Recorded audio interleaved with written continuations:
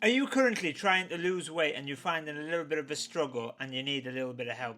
Today I'm going to give you some tips that I wish I knew before I started my fitness journey, and hoping that these tips will help you improve your fitness journey and get you to where you want to be. So first of all, we're going to be talking about spot fat loss. You cannot do this. This is not a certain thing. So there's no such thing as spot fat loss. No amount of crunches, leg raises, or any ab exercises are going to help you lose that stubborn belly fat.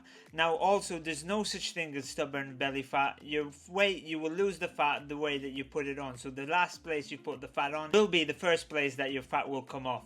So what you need to do to keep losing weight is keep being consistent, keep going to the gym, keep on top of your diet, and you'll start seeing that fat loss. You start noticing that your calorie deficit is actually making the difference and your weight is slowly coming off with consistency. You will start seeing changes after the 6 to 8 weeks range. That's the way that I also spotted mine. It takes a little bit of time. Your body weight will fluctuate. So when you get on the scales, be careful, as your body weight will be fluctuating due to water retention, due to you working out, and also building muscle mass. In the first 6 months, you're very likely to actually get beginner gains, is what they're called. So you will actually be able to lose fat and gain a little bit of muscle. But in the long term, this is no such thing. So you'll have to start doing calorie deficits and actually going on a cut to be able to improve the way that you look. Don't get me wrong, I'm not a guy who really cares about that six-pack and really defined abs, but I am a guy who wants to train for longevity. So if this is something that you want, just focus on doing the right exercises and the right consistency, so they're between 5 to 6 reps to build that strength, and really push yourself during your workouts, making your workouts no longer than 30 to 45 minutes and going 3 times a week with a couple of days of cardio, making sure that you're hitting those 10,000 steps. They are quite key. Now the 10,000 steps, some people, if you're walking around the house, that's different to actually going for a jog. So actually having a fast-paced 10,000 steps is going to really help you improve that fat loss and also build that cardiovascular strength. So my real message is, I want people to stop saying I can help you lose that belly fat and also get abs in 6 weeks, get abs in 3 weeks, get abs in 7 days. That's no such thing. It's impossible for people who actually have quite a lot of body fat, around 30%, some people generally even more. So if you've got over 20%, then you might be able to start noticing changes, as long as you follow the strict nutrition plan that your trainer has given you, or that you've researched yourself to build something that can actually help you get those gains. Talking about change, a lot of people have stopped taking consideration of their BMI over the last couple of years. Now you might ask why this is, and this is the reason, is that your muscle mass also contributes to the weight. So your weight and your height is the way that you're going to get your BMI. So if you've got a lean built muscle base, then you can imagine that your BMI might also say that you're obese. So a lot of people don't really take that into consideration. You take more consideration of how you're feeling. Are you feeling more energetic? Are you being able to lift more? Are you doing the right things? Are you eating right? Are the clothes feeling looser? Now, I'm not saying that BMI is totally irrelevant. If you are a sedentary person and you've never trained in your life and you're carrying quite a lot of body fat, then it is a thing that you should know and you should look at and reduce. But however, when you are then building that muscle in the future, then also realize that you won't be taking it in too much consideration. Once you've lifted some weights, your BMI becomes a little bit irrelevant because your muscle mass is being built up. So it's a bit hard to balance where you're at. But you can take it better by looking at your body fat percentage and then using that as your how healthy you are and how fit you are actually being. Also, as well as your 5k time runs. So try and hit at least sub 30 minutes to start with, and then start going sub 25 if that is something that you want. If you're just looking to get lean and fit, then working out in the gym and doing a bit of cardio just to keep you and your stamina going up, that is the right thing to do. So keep pushing forward with that and you will start seeing results. Now that's something I can promise you, if you are working hard and focusing on your nutrition as well as your workout plan, you will see differences. But I'm not going to tell you that you're going to have abs within a week or within 12 weeks. Some people's bodies are different, and therefore it might not actually happen in the right time scale. As well as you might want to enjoy yourself a little bit and live life a little bit freer. So therefore, as long as you're fit and you're healthy and you can enjoy yourself a little bit, why not? Third part I want to be talking to you about is your social community. So what I mean by this is your friends, your family, and also the people that you hang around with, your work colleagues. These people might tell you, oh my god, you're looking too skinny, you're losing too much weight, I think you should eat a little bit more.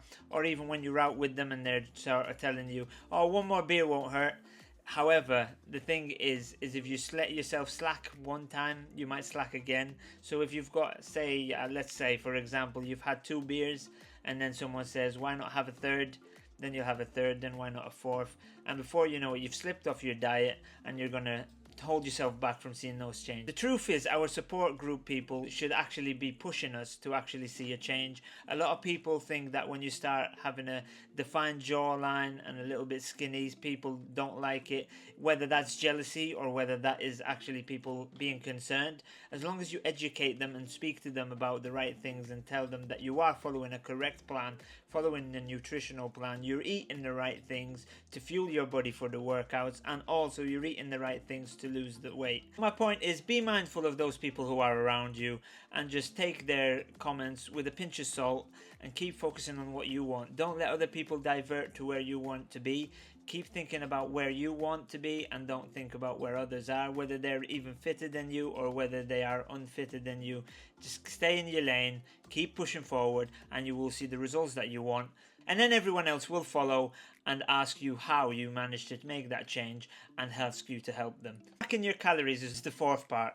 So what I'm going to tell you is tracking your calories is key. You need to know how many calories are going into your body and how much you're exerting, just to make sure that you're actually in that calorie deficit to lose weight, also in a calorie surplus if you're wanting to gain muscle. So maybe it's that one more beer that has pushed you over the edge. I'm joking, but really, just taking into consideration, track. You can have that one cheat meal a week, or maybe even a cheat treat every day, just to keep you on the right track, so that you make sure that you hit your targets and that you actually get to where you want to be. Setting your goals is important, and as long as you keep yourself accountable, that's the one thing that's going to actually push you forward and be able to get you to where you want to be. So track what you're doing so that you're always going on a progressive overload. Now what you can do for a progressive overload is micro progressive overload. So this is using the 1.25s and the 2.5s in the gym to slowly build up that lift, and then actually you're going to start adding those 5 plates, and then you will start seeing your strength build and you'll really start noticing more difference. The more weight you lift safely, the better you're going to have and the more calories you're going to burn. And if you're doing compound lifts, then you're going to be seeing more changes in your core, because deadlift, squats, bench presses are all using your core to stabilize. So you're really going to see changes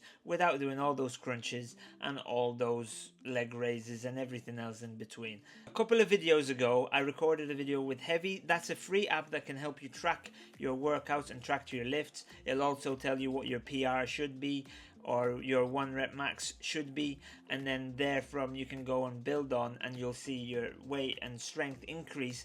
So if you want to check that out, I'll leave a tag right here in this video so you can go and check that out after this video. Now we're going on to know what your body needs. In the last video that I recorded about my fitness journey getting ready for the wedding, I did show you how to calculate your basal metabolic rate, which is your BMR. Now if you want to check this out, I will leave a tag over here also, or on the end of the video, that you can click on and go and check that out, just so you can work out your own BMR and also how many calories you need for your surplus and your deficit, so that your success rate is elevated even more. Knowing the amount of calories that you need to eat is very important, so that you make sure that you're getting the right goal that you want, whether you want a surplus to build muscle, or whether you want a deficit, or whether you're even just wanting to maintain your body weight. Checking out this video will really help. Now 80% of your weight loss journey, if it is your weight loss journey, as well as your muscle building, is nutrition. So focus on that nutrition, know exactly what you're eating, eat the right sources. So aim for 2 grams of protein per kilo of body weight, and you will start noticing your muscles will start to heal, maintain themselves, and store some energy for your next workouts. So after all this, if you found this video helpful and you want to see a little bit more, hit the subscribe button, hit the like button, and I look forward to seeing you for more. And a sneak peek into next week's video is that it will be about beginner workouts. So if you want a beginner's workout plan and you want to start building up that strength and changing your body, then keep an eye out for next week's. Other than that, have a good weekend, and I look forward to seeing you next Monday for our start of the week with the shorts.